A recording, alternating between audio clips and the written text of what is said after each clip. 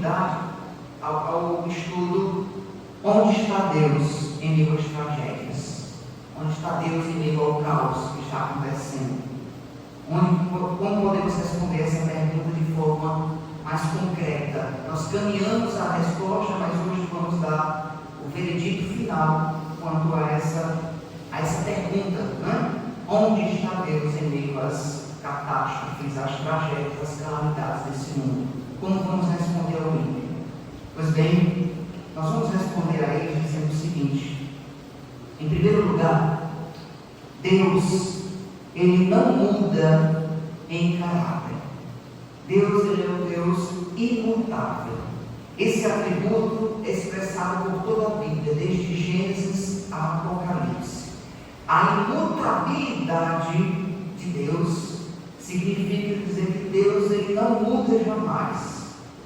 Não muda em suas afeições, ele não tem alterações na pessoa de Deus, nos seus propósitos, nas suas promessas. Ele não muda, ele não oscila. Diferente de nós, pecadores, que nós oscilamos. Nós oscilamos em nossas emoções, nós variamos conforme o dia vai passando. Em um dia só nós podemos alterar várias vezes as nossas emoções. Alteramos as nossas respostas, nós dizemos sim pela manhã, mas à noite nós podemos dizer não. Porém Deus, ele não é como nós, humanos. Ele é um Deus imutável.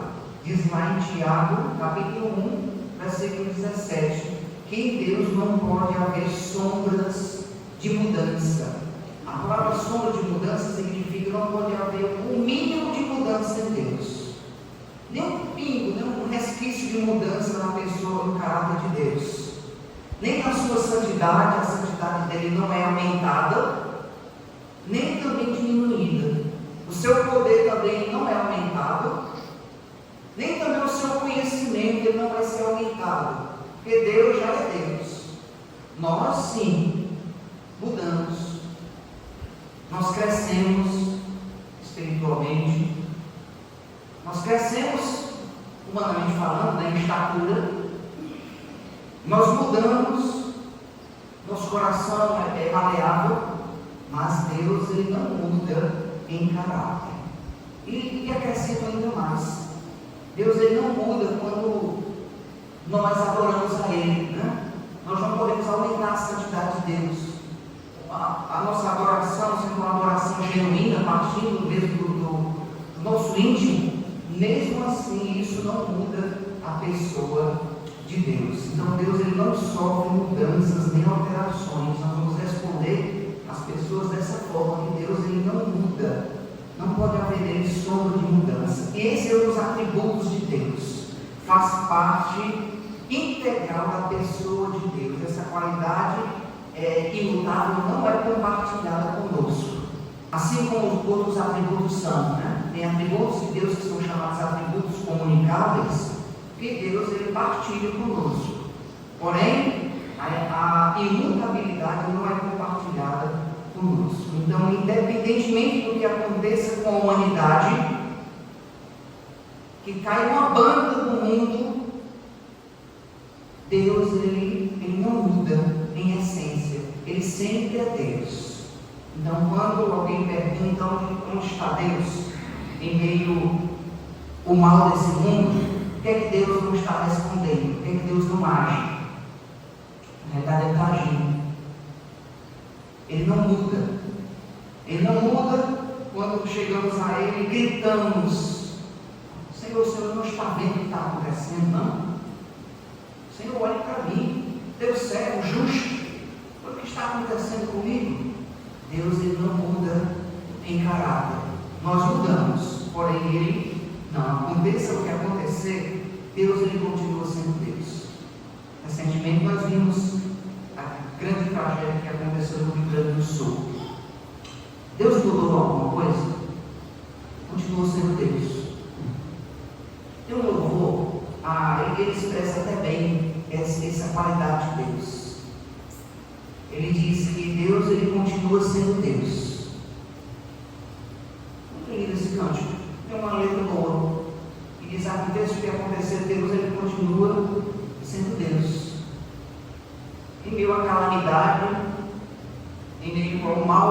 mundo oferece e tantas injustiças que acontecem, pois Deus continua sendo Deus, Ele não muda a sua santidade, Ele não muda em caráter.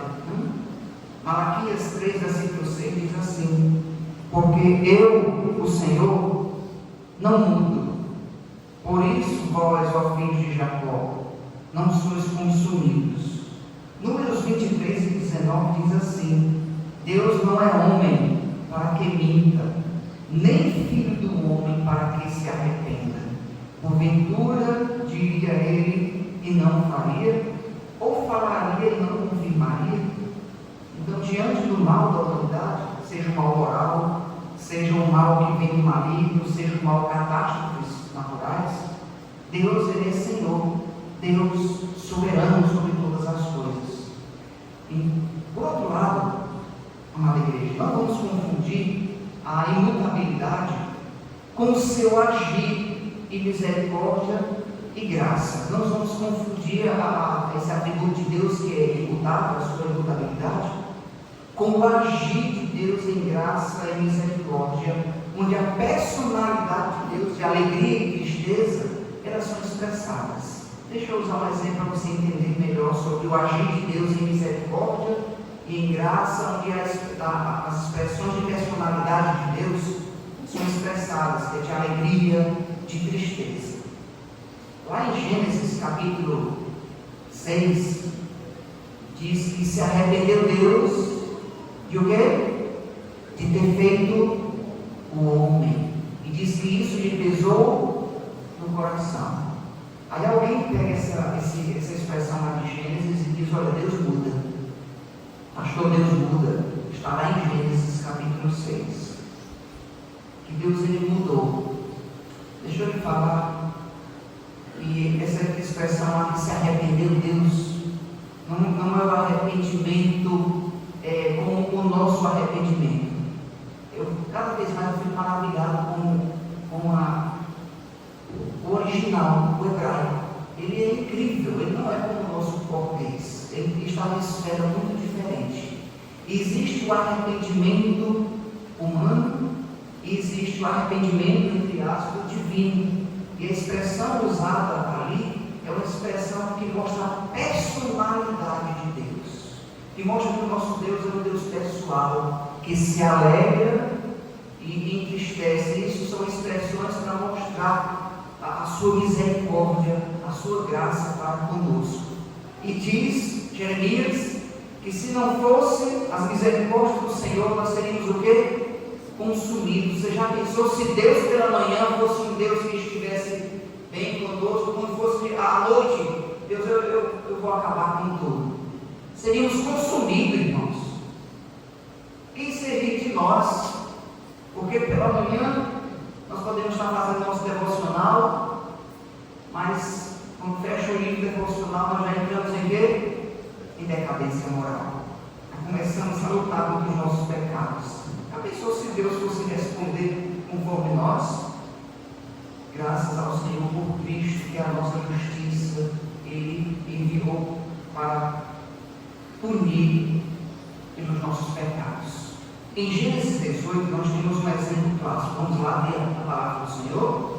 Gênesis 18, a partir do versículo 22, a expressão que nos auxilia, né, diz assim: Abraão intercede junto a Deus pelos homens. E no contexto aqui, o Senhor havia dito que ia destruir a cidade, a Sodoma e Gomorra. O Senhor queria destruir completamente, tornar em cinza, tá bem? Então, diante dessa afirmação do Senhor, Abraão se comoveu, tendo em vista que sua família estava lá, né, seu sobrinho, e ele começou a interagir com Deus. E diz, o versículo 24, diz assim, Gênesis 18, 24. Vou ler o 23. E aproximando-se ele, disse: destruirás o justo com o ímpio? Se houver porventura 50 justos na cidade, destruirás ainda assim, e não pouparás o lugar por amor dos 50 justos que nela se encontram? Abraão foi até Deus, se aproximando-se, ele começou a questionar. 25 diz assim: longe de ti eu fazeres tal coisa. Em outras palavras, longe de ti fazeres o mal, né? Matares o justo com o ímpio, como se o justo fosse igual ao ímpio. Longe de ti não fará justiça o juiz de toda a terra. Versículo 26. Então disse o Senhor: se eu achar em Sodoma 50 justos dentro da cidade, pouparei a cidade e toda por amor deles. E assim o diálogo continua até o versículo 33, onde Abraão ele vai barqueando aqui com o Senhor, dizendo: Senhor, mas se tiver ali 5 para 50, se tiver ali 45, o Senhor vai destruir. E ele vai diminuindo, indo lá para 20. Senhor, mas se tiver 20 ali na cidade, justo, o Senhor vai destruir o justo com o ímpio. E ele diz: Senhor, me aproximo mais uma vez de ti, não se ire comigo, não me destrua por isso, Senhor, eu sou um pecador. E se tiver 10 justos? E o Senhor disse o quê? Eu não vou destruir quem? Os 10 justos. Mas o que o Senhor disse sobre a cidade? Ele iria destruir, e ele cumpriu isso. Então veja que esse versículo ele expressa a imutabilidade de Deus, sim, mas também a sua personalidade como Deus que interage com suas criaturas, com nós, pela sua graça e misericórdia. O que ele determinou sobre Sodoma, ele cumpriu. E ele cumpriu de forma extraordinária. Deixa eu lhe falar um pouco de forma agora física, palpável, na arqueologia. Em Israel, esse local existe. Alguém pergunta: esse local existe? Deus disse que tornaria esse local e nunca mais existiria. A pergunta é: mas esse local existe? O local não existe, mas existe um local lá em Israel que é identificado como esse local aqui. Por quê? Porque o Senhor destruiu com fogo que caiu do céu, e disse que era fogo misturado com o quê? Com enxofre. Você sabia que existe um local em Israel específico, só existe lá, um amontoado, uma montanha de sal e enxofre. Tem até uma pedra com um formato mais parecido com uma pessoa, e alguns arqueólogos dizem que possivelmente essa aqui foi a mulher de Ló. Olha que interessante. E arqueólogos vão àquele lugar, pegam fogo e pegam pedras do chão e acendem a pedra, e a pedra fica acesa, pegando fogo, porque ali ainda tem resquícios inflamáveis de enxofre. Olha só, mas não existe nada, somente isso, esse amontoado aí de pedras e enxofre, mostrando que Deus ele cumpriu o que ele disse, ele não mudou. Mas nesse texto de Gênesis 18, ele mostrou também a sua personalidade com Deus que interage com suas criaturas e poupando. Ele ofereceu, esse texto é maravilhoso, porque ele ofereceu a sua misericórdia e a sua graça para aqueles que fugiriam, que sairiam dali, que era a família de Ló. Mas ele disse também: não olhe para trás. E em meio à sua graça oferecida, teve uma pessoa que se atreveu a olhar para trás e ver o juízo de Deus. Aquela mulher tornou-se uma estátua de sal, de pedra, né? Assim também, amados, é a graça de Deus hoje, a sua misericórdia. Ela é oferecida ao pecador. Aquele que se arrepende tem a vida eterna. Porém, também, diante dessa graça e misericórdia, é colocada a punição sobre aqueles que a rejeitam. E aqueles que rejeitam a graça de Deus, é a condenação eterna. Isso está em curso, está em andamento. Aqueles que entendem o Evangelho pela graça de Deus são salvos. Mas aqueles que rejeitarem o Evangelho de Cristo para arrependimento condenados. Então, que Deus, Ele vai cumprir a sua palavra, assim como Ele vem cumprindo desde o Antigo Testamento. Ele coloca também para nós, seus filhos, a obediência. Está aqui a obediência. E se não andarmos em obediência, não seremos punidos para a condenação, mas também sofreremos alguns danos, tá certo? Nós perderemos alguns privilégios do Senhor. Então é assim desde o Antigo Testamento. Então Deus ele não muda, porém Ele age em épocas diferentes, de forma diferente. Deus ele não está agindo da mesma forma como Ele agia no Antigo Testamento. Um exemplo lá em Hebreus diz que outrora Deus falava aos pais por meio dos profetas. Deus falava de forma audível, né? Está no Antigo Testamento, Ele falava assim com os seus. Porém, nos últimos dias, Ele nos fala por meio de quem? Do seu Filho, Jesus Cristo, e por meio da sua palavra. Então, Deus ele não muda. Não podemos responder essa pergunta: onde está Deus em meio à calamidade, em meio ao caos, em meio ao mal que esse mundo apresenta? Podemos começar respondendo que Deus ele é um Deus imutável. O homem tenta questionar a Deus diante das calamidades, do mal que acontece nesse mundo.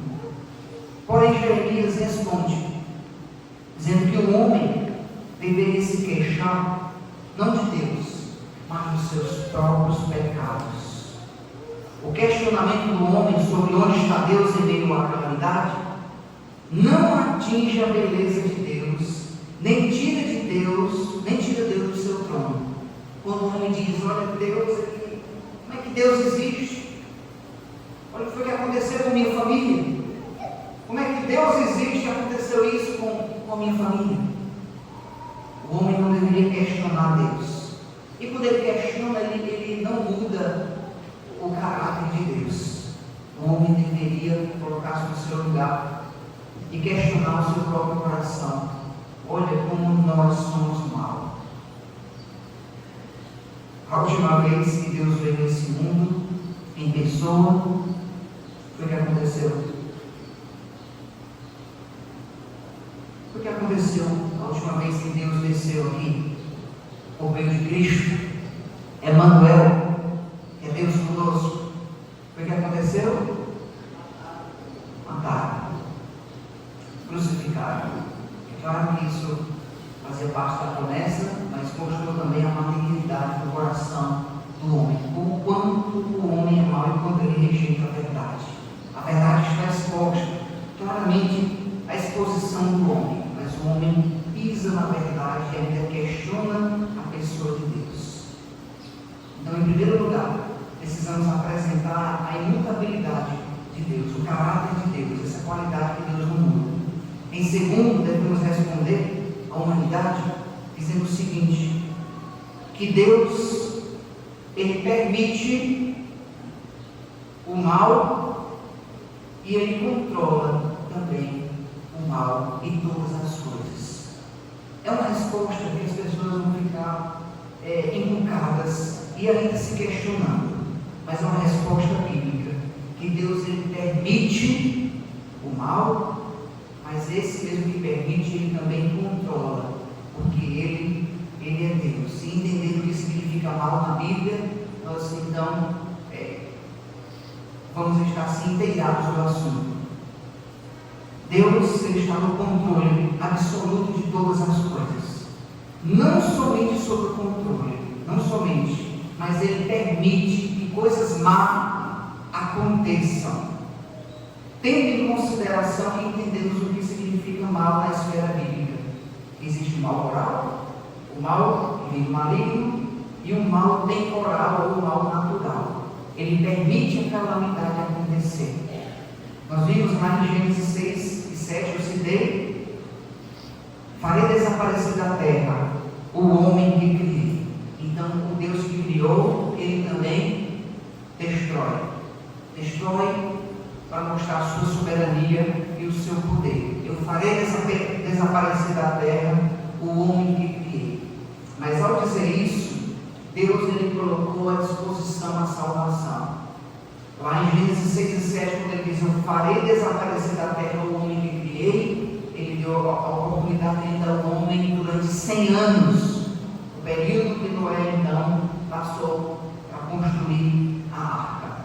Interessante que a palavra arca em hebraico é a palavra tevá. E tevá significa, sabe o quê?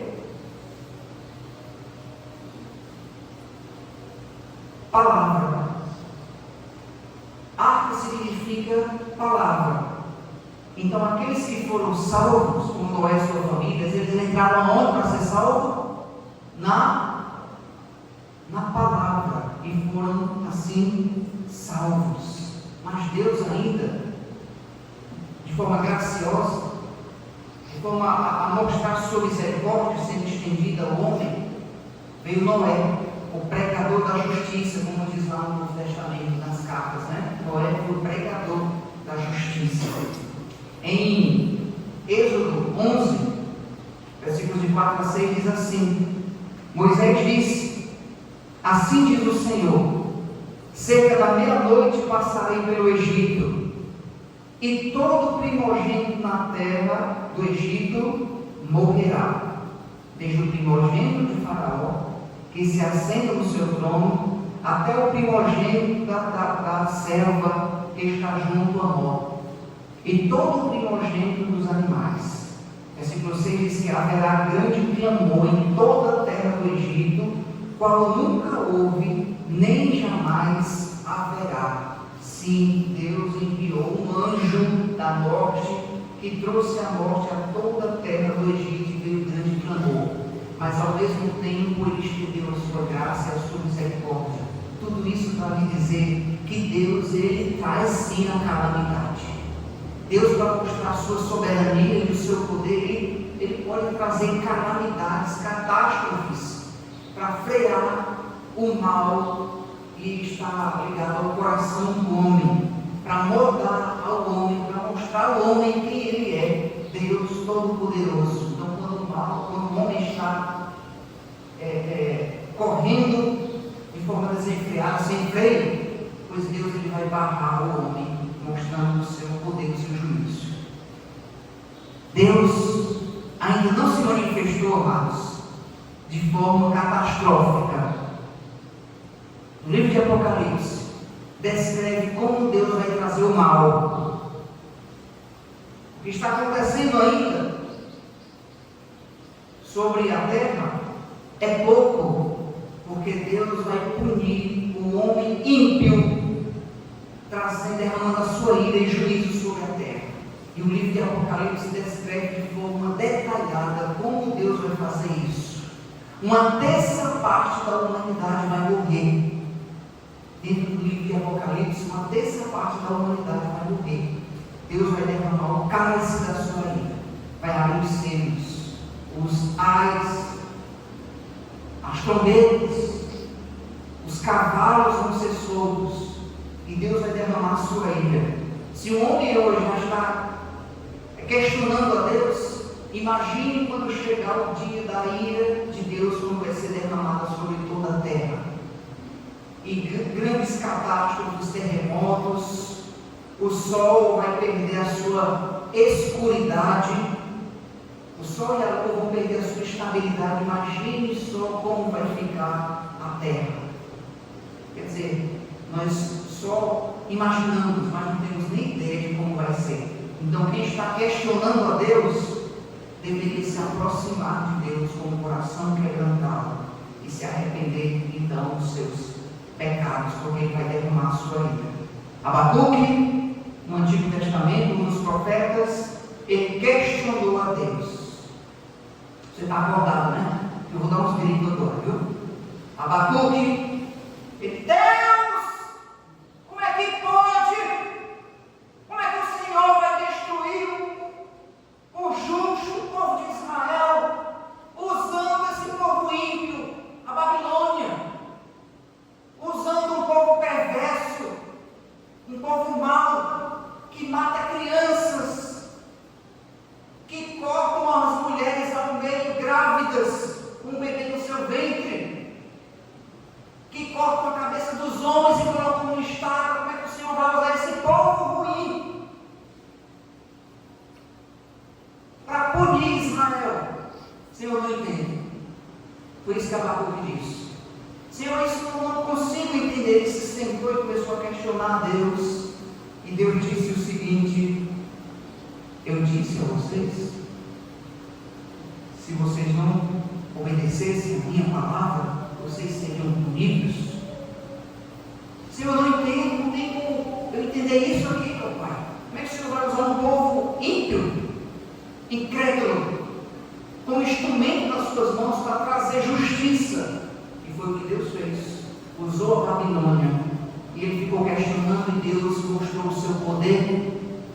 E no final, no capítulo 3, Abacuque, ele não entendeu, mas ele descansou sobre a soberania de Deus. E no capítulo 3, Deus mostra-se a ele, mostrando pelas páginas da história do Antigo Testamento, mostrando toda a história em um poema, e Abacuque começou a entender. E ele encerra o livro com um cântico, cantando a Deus: ó Senhor, eu vou em silêncio, eu vou aguardar o dia da calamidade, porque Tu és Deus. Realmente eu sou nada, Senhor. Tu és Deus. Ele faz um cântico muito conhecido que nós conhecemos: ainda que não haja fruto na videira, ainda que as ovelhas não estejam nos currais, e o fruto da oliveira minta, eu todavia me alegrarei e exultarei no Deus da minha salvação. Eu vou esperar esse dia da calamidade em silêncio, porque Tu és o Senhor soberano. Não vou te questionar mais, ó Deus Todo-Poderoso. A salvação o povo teria, mas o privilégio de viver, eles acabaram perdendo ali por 70 anos. Não vou entrar em toda a história, mas resumidamente falando, Deus usou um povo ímpio para trazer o mal, a calamidade para Israel. Então Ele permite as dificuldades sobre o seu povo. Ele está no controle. O mundo, como eu disse, ainda não viu a calamidade que há de vir sobre toda a terra. Ainda verá. Paulo disse que nada pode nos separar do amor gracioso de Deus. Então, aqueles que creem em Cristo estarão salvos, protegidos. Ainda que o mal venha sobre as coisas materiais, ainda que eu venha perder a minha família, os meus bens, mas existe algo que não pode se perder, que é a alma, a salvação, a vida eterna. E nesse contexto, Paulo diz o seguinte: que nem a fome, nem a nudez, nem perigo, nem a apostasia, nem mesmo espada, nem mesmo a morte pode nos separar do amor de Deus que está em quem? Em Cristo. Então, os males que sobrevêm em nossa vida podem vir. Deus ele está no controle de todas as coisas. A nossa vida está guardada no poder de Cristo. Não está guardada nos poderes desse mundo. Não é a nossa conta bancária que é a nossa salvação. Não são os nossos bens, os nossos terrenos, as nossas propriedades. Aliás, muitas dessas coisas atrapalham a nossa integridade a Deus. O futuro está nas mãos de Deus. E nós, crentes em Cristo, não tenhamos medo do futuro, porque o Senhor, Ele está lá no futuro também. Quando olhamos para o futuro, nas páginas do Antigo Testamento, no Novo Testamento, no livro de Apocalipse, nós vemos o mal que virá sobre toda a terra. O anticristo, o falso profeta, os cálices da ira de Deus, os selos serão abertos, os cavalos do Apocalipse, a morte que vai assolar toda a terra. Tudo isso virá, porém Deus não muda. Ele estará no controle de todas as coisas. Ele estará no trono. E Ele já traçou o futuro: novo céu e nova terra.